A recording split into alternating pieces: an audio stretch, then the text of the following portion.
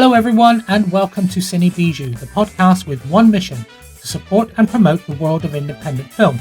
I'm your host, Ramon Wright, and I'll be taking the biggest, brightest spotlight I can find and shining it on the thriving, diverse world of independent cinema and home entertainment. Our first episode takes us on the last leg of an epic journey.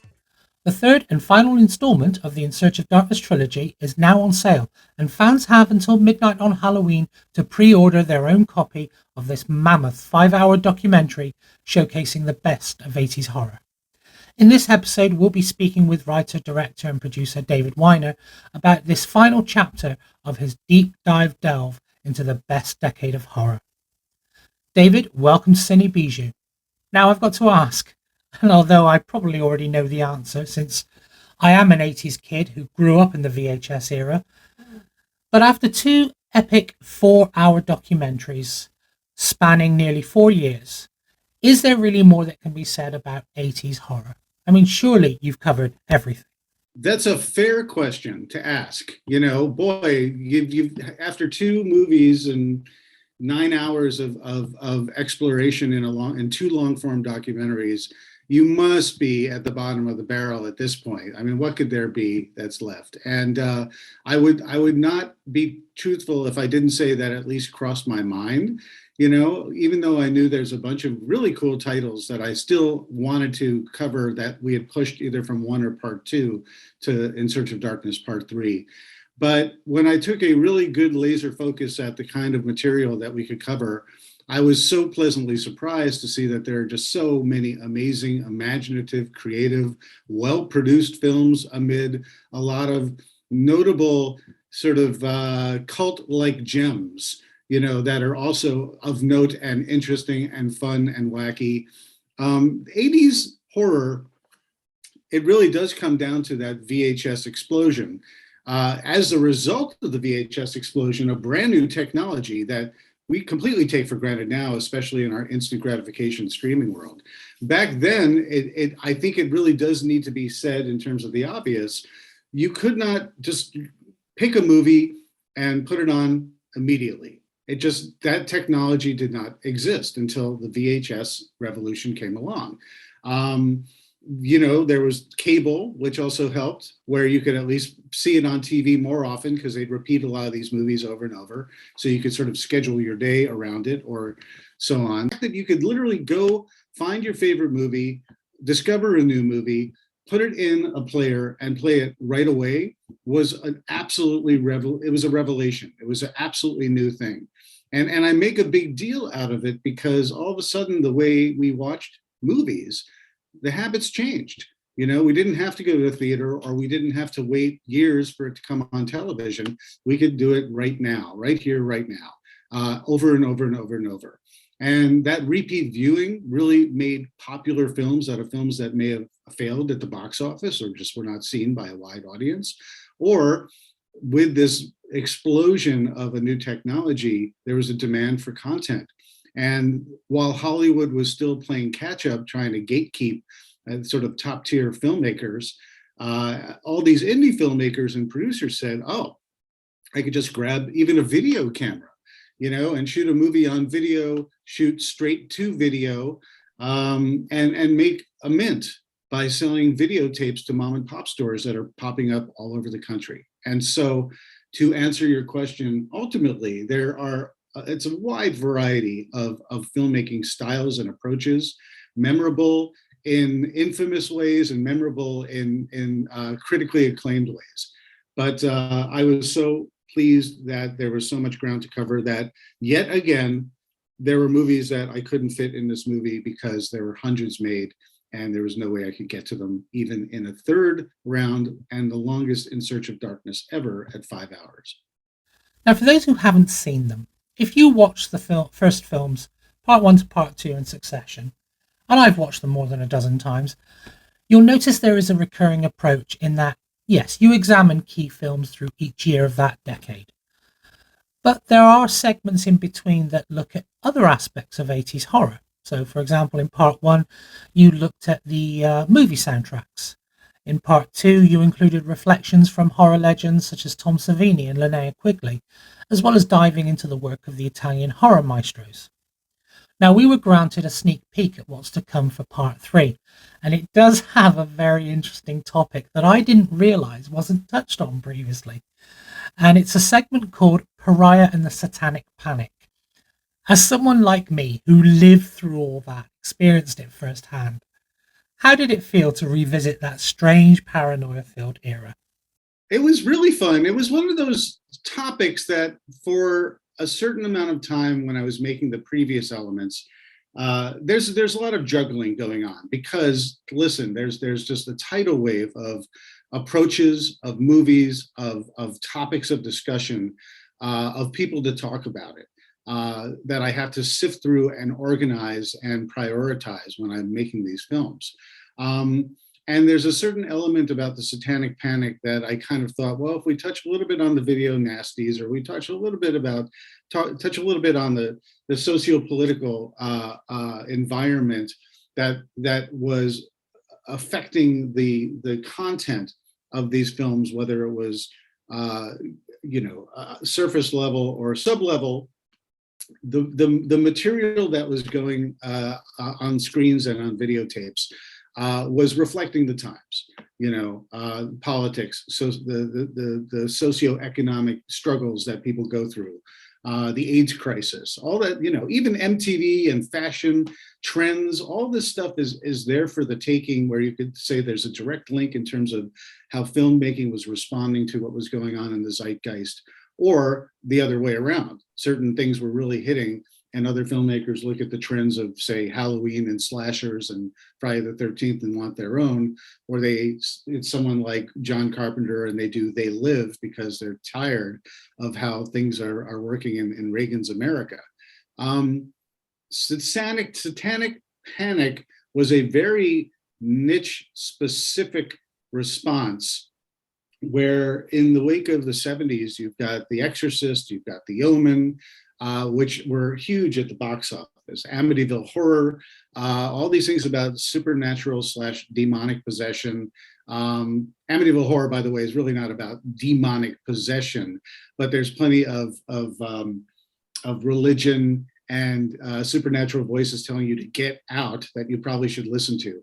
All this stuff, it does well in the box office, and other filmmakers want to jump on that bandwagon. And it's colliding with all sorts of, in the world, there's more and more concern about demonic possession, satanic worship. This goes back to Rosemary's Baby and even in the 60s. It just seemed to be talked about more, and more people seem to be more interested. And then next thing you have 2020 doing specials on, the Church of Satan and the Satanic Panic, and how your kids need to be protected from all this stuff, especially because they could pick it up at the video store. So, very long story short, it made its way into music, and it made its way into film in terms of a backlash against the Satanic Panic and how ridiculous it was. I mean, even Dungeons and Dragons, a role-playing game, was vilified as having satanic things, and it seems ridiculous now, but it's no stranger to present-day thought processes. Because, boy, in the last week, some mom thought Hocus Pocus 2 was reaching through from Disney Plus to her children and corrupting them with satanic messages. So make of that what you will. It caught the headlines and people were talking about it. So these are things that really affected the filmmaking process and were part of the overall context of the era. And boy, it was time to really dive into at least talking about that discussion about the Satanic Panic. And boy, it's reflecting current times 100% right now. It certainly does. Going back to that time of subliminal messages hidden in popular music and only revealed when you play them backwards, I remember watching a news report or something on TV where a guy was playing on vinyl Queen's Another One Bites the Dust.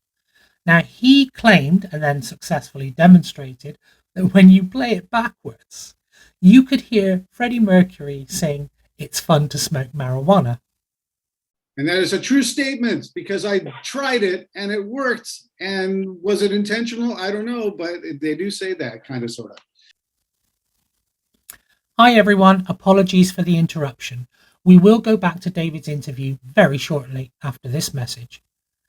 Here at Cine Bijou, we are passionate about indie film and want to play a big part in promoting the work of talented filmmakers, performers, distributors, and exhibitors in the industry. Be it through special features on this podcast or the numerous reviews, news reports, and deep dive interviews on our website, we want to give indie films a big platform. To do that, we need your help. Now, you can do so by following us on social media, liking our content, and sharing it far and wide. But there's also another way. Running this platform costs time and money, and as we grow, it's becoming increasingly costly to maintain the level and quality of content we hope to provide you. All we ask is that if you do like our content and support our mission to help indie film, then please visit our Ko-fi page and make a small donation. Or you can sign up to a monthly subscription for a small sum to gain exclusive sneak peeks, updates, and features. All details are on our website, www.cine-bijou.com. We now return to our regularly scheduled programming. What always surprises me about these films is not just the length, although the first two clocked in at around 4 hours each, and as you said earlier, part 3 will be the longest at just over 5 hours, but it's the vast amount of information, the big titles, the legendary icons and stories you've curated and packed into them. Now, without giving too much away, can you give us a hint of some other snippets of what and who will be featured in the third film? Because the path that we're on this time around, where it's a lot of straight to video material, a lot of shot on video material, a lot of stuff that's really sort of from the dusty shelves and way back of the horror section. A lot of the names are reflections of that, whether they're in front of the camera or behind the camera. And there was a certain amount of, we still haven't talked to this person yet, even though we covered their film, and we finally have them now. So it'd be a crime not to have them talk about the era as well as about their film. So like names like Adrienne Barbeau, Dee Wallace, Felissa Rose. It's so cool to have them on board, just talking about the era and being part of this celebration of a decade that they were very much strong leaders in. And one of them that I think is super, super cool that I really have been wanting to get for a while, and finally we're able to get him all the way in Japan, was Screaming Mad George. And Screaming Mad George is the effects guru who did everything from Nightmare on Elm Street 4 to the memorable shunting in Society. To things like Big Trouble in Little China and Poltergeist 2 and Bride of Reanimator. He's been around and he is just a lark to speak with. He's so enthusiastic about all this stuff, and it was really fun to be able to include him this time around. So yeah, a lot of the folks, I'll give you one more name. Like we've been trying to do Extra for quite some time, part 1 and part 2. I almost had enough, but it just wasn't satisfying, and I wanted more. But all good things come to those who wait, and this time around, we have Harry Bromley Davenport, who directed Extra, talking about it, and working with New Line Cinema and all the demands of making this film that did really well, but wasn't well received at the box office, but on video it did quite well. It's a real treat to be able to talk to some of these folks for In Search of Darkness Part 3. So we have a real great roster. We did about 50 new interviews with brand new faces, plus we carry over 20 more interviews. So there's 70 total. And the 20 interviews carried over are interviews I did with the cast from Part 1 and Part 2 that are now that still hadn't been mined, because I'd sit down with these people for like 2 hours at a time sometimes. And so there's plenty of material that now aligns perfectly with the discussion, and it makes complete sense. And it's fun to have their continued conversation in this big chorus of celebration of one of the best decades of cinema. I actually remember Extro from back in the day. Its video case adorned the shelves of the horror section, as well as sometimes featuring in the store's top picks selection. But I am curious to hear what Harry Bromley Davenport might have to say about his movie being compared and even advertised as the antithesis to E.T. I remember that tagline blaring out, "Not all extraterrestrials are friendly." Well, an interesting point in talking about the marketing of these films. A lot of the marketing of these films were capitalizing on the popularity of other films within the genre, or even, in the neighborhood of the genre, but different, to sell their own product. Extra really started out to be kind of like a phantasm style film, but because of you have the extraterrestrial elements, and they've got the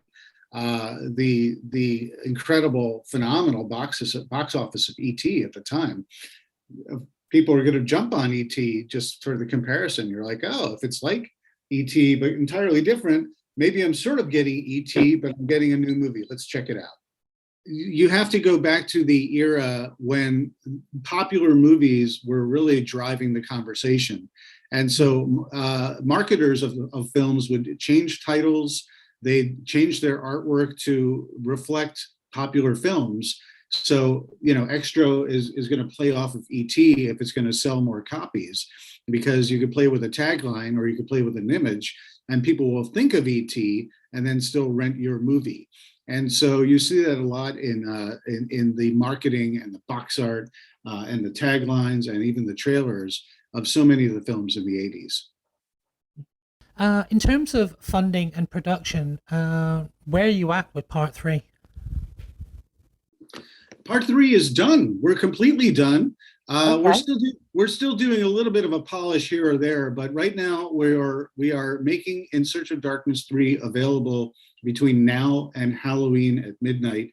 So if you went to 80shorrordoc.com, you ordered the film, and one of the things that because it's not ready immediately is we put this is the final sale, and this is the last time you can get your name in the credits, and basically turn this into your own keepsake and get this over the line.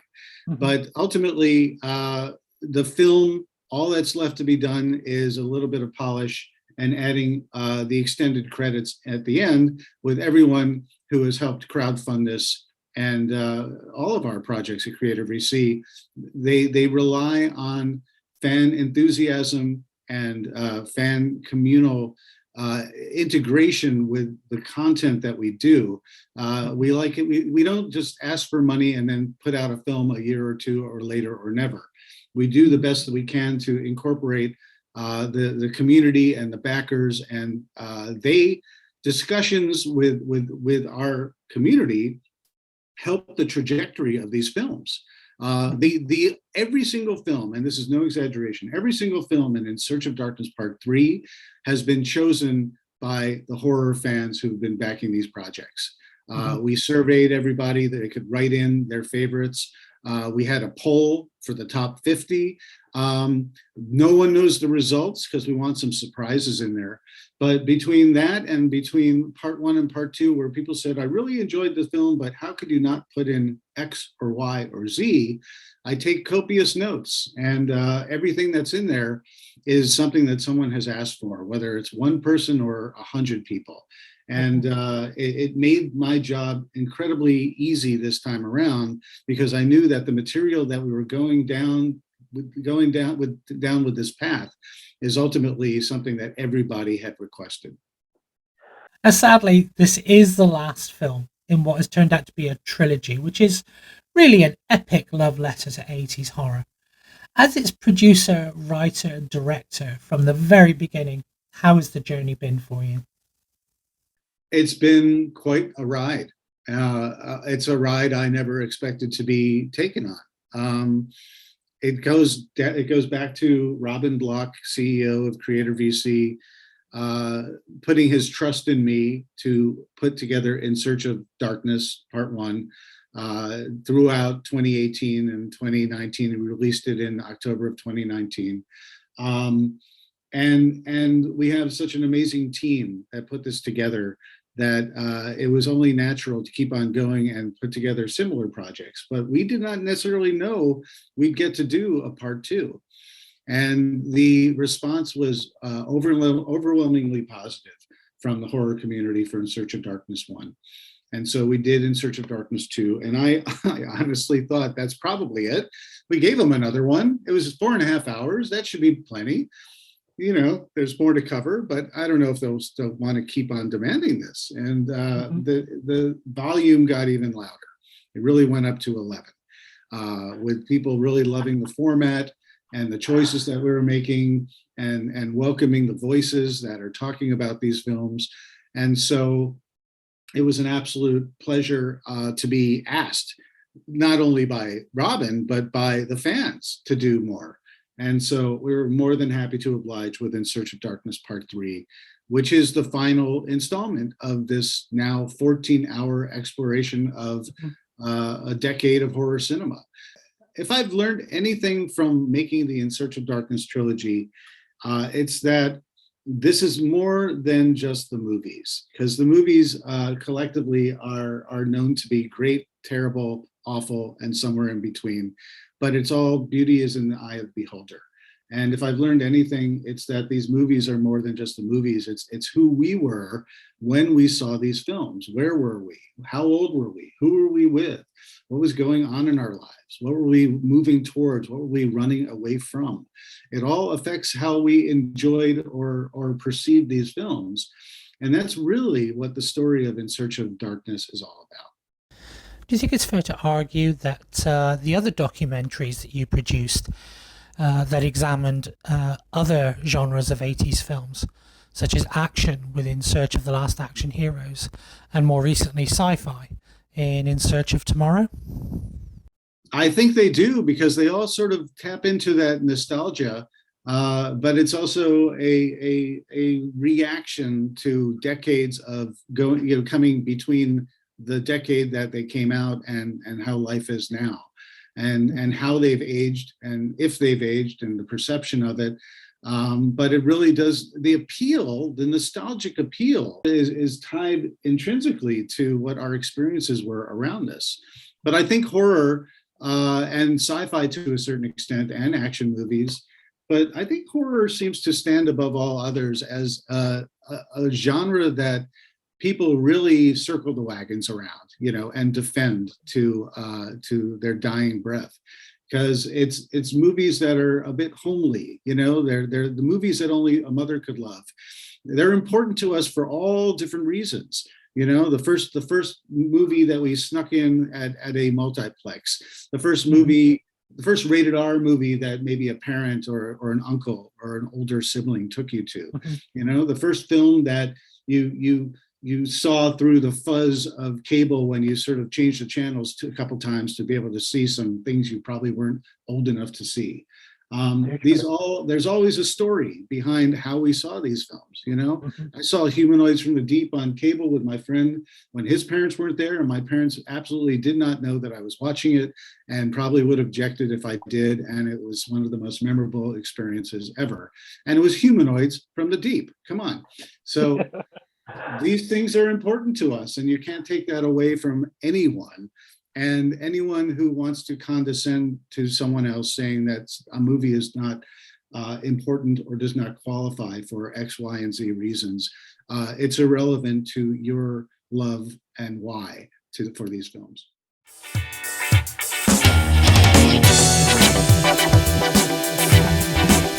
Thank you so much for tuning in. We really hope you enjoyed our show. We'll be back with more insights and news from the world of indie film. Why don't catch up on our latest reviews and deep dive interviews on www.cine-bijou.com. That's a wrap, everyone. See you on set for the next episode of Cine Bijou.